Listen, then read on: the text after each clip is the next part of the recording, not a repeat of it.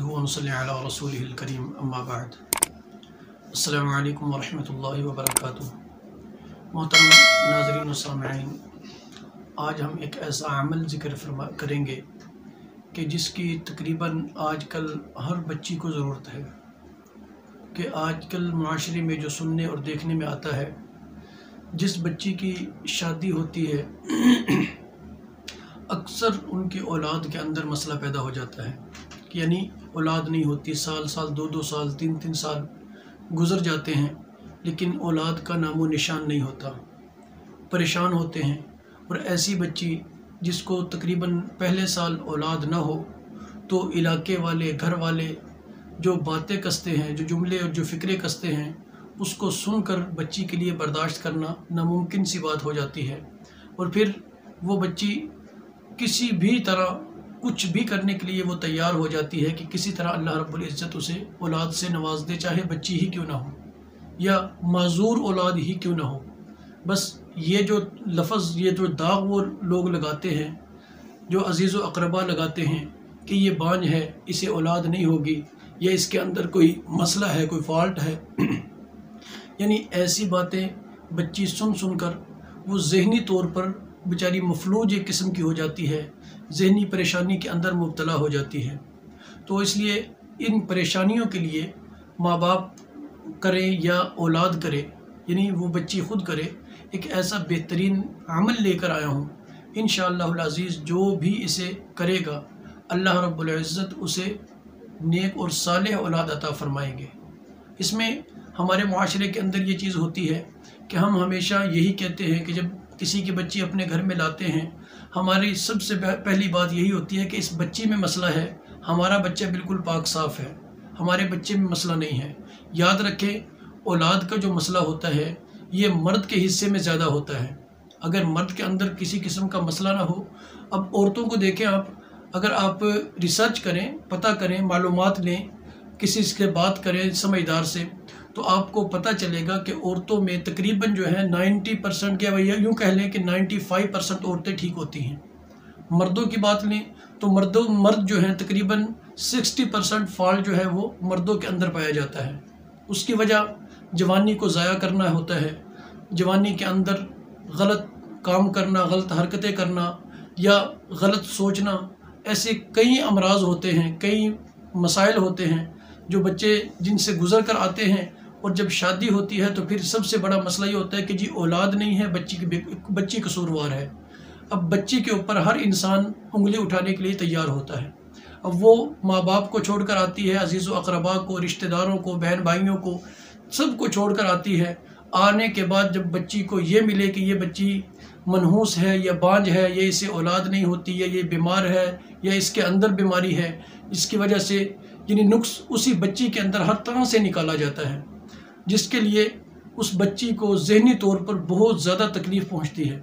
تو انشاءاللہ جو آج جو عمل ذکر کروں گا، انشاءاللہ العزیز اس عمل کے کرنے سے اللہ رب العزت، اگر کوئی بچی بانجھ بھی ہے حقیقت کے اندر، عموماً جو ہیں بچیاں بانجھ نہیں ہوتی، کوئی 100 میں سے شاید کوئی ایک آدھی نکل آئے، وہ بھی ممکن نہیں ہے، کافی مشکل ہوتا ہے یہ کہ بانجھ پن ہر کسی کے پاس نہیں ہوتا، یا عام نہیں ہے، بہت کم ہوتا ہے۔ لیکن اگر یعنی بتانے کا مقصد یہ کہ اگر عورت بانجھ بھی ہو، کیونکہ 100 میں سے شاید 1% بھی چانس نہیں ہوتا کہ عورت بانجھ نکلے، ہاں ہزار میں سے 1-2 نکل آئے تو میں کہہ نہیں سکتا، لیکن اکثر مسئلہ جو ہوتا ہے وہ مردوں میں ہوتا ہے۔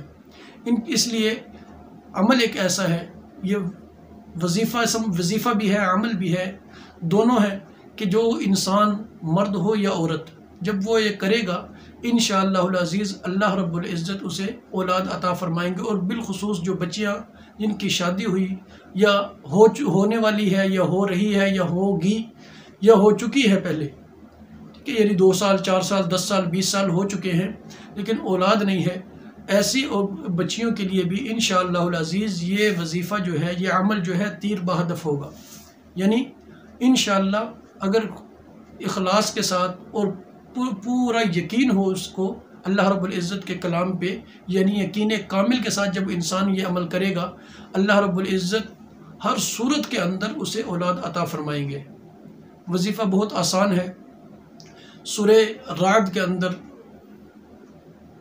ग़ालिबन छठा रुकू आयत नंबर 43 है, यानी 43 नंबर आयत है।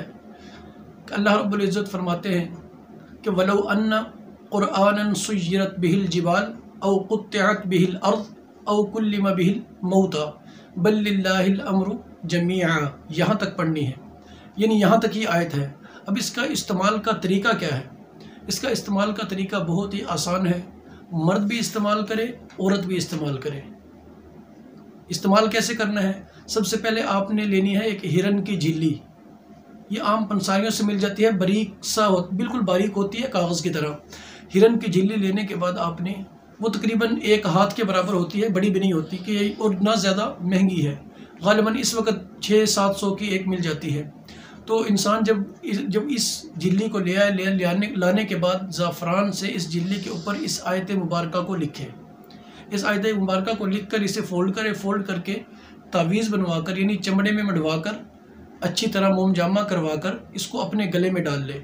मर्द भी कर रहे, औरत भी करे, क्योंकि मैं ये नहीं कहूँगा कि सिर्फ़ मर्द में ही मसला होता है, औरत में नहीं, क्योंकि बाज़ औरतों में, कुछ औरतें भी ऐसी होती हैं जिनमें वक्ती तौर पे ऐसी तकलीफ़ पैदा हो जाती है लेकिन बांझ नहीं होती, लेकिन ज़्यादा मसला मर्दों के अंदर है। इसलिए मेरा मशवरा ये है कि आप जो है मर्द भी करें, यानी वो बच्चा भी करे, बच्ची भी करे, दोनों करें, तो सबसे बेहतर है ये कि इस आयत मुबारका को 2 झिल्लियों पे अलग अलग लिखे जाए, लिख कर मोम जामा करवा कर चमड़े में मढ़वा कर अपने गले में डाल लें।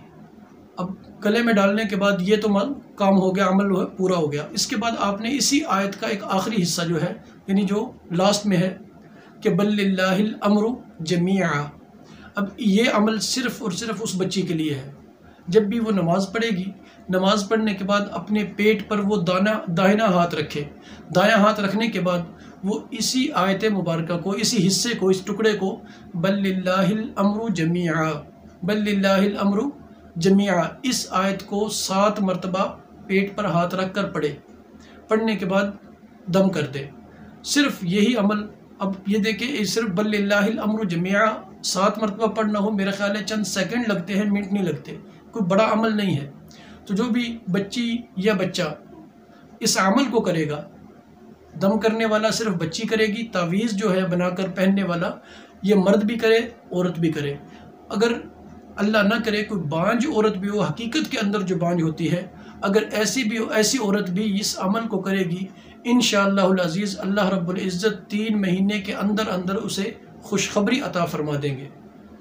लेकिन इसके लिए एक छोटी सी शर्त लाजमी है कि जो भी ये अमल करता है, यानी वो तावीज़ लिखेगा, लिखने के बाद जो गले में डालता है, उसके गले में डालने से पहले उसके लिए लाजिम है कि वो 111 रुपये या 121 रुपये मस्जिद के गले में लाजमी डाले।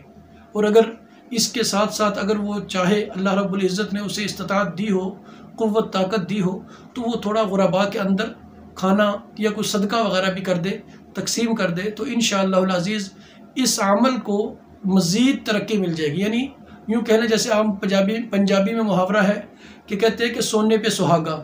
तो ये जो सदका करना है, ये वही काम देगा कि मस्जिद में डालना, वो गोया कि एक तावीज़ की वजह से, कि तावीज़ का जो यूँ समझ लिया हदिया आपने दे दिया अल्लाह के रास्ते में, मस्जिद के अंदर 111 या 121 रुपये डाल दिए, और सदका आप बलाओं को, मसाइब को टालने के लिए वो गुरबा में तकसीम कर दे, मुस्तहिकीन तक पहुँचाए, और उसके बाद उस तावीज़ को गले में डाल लें।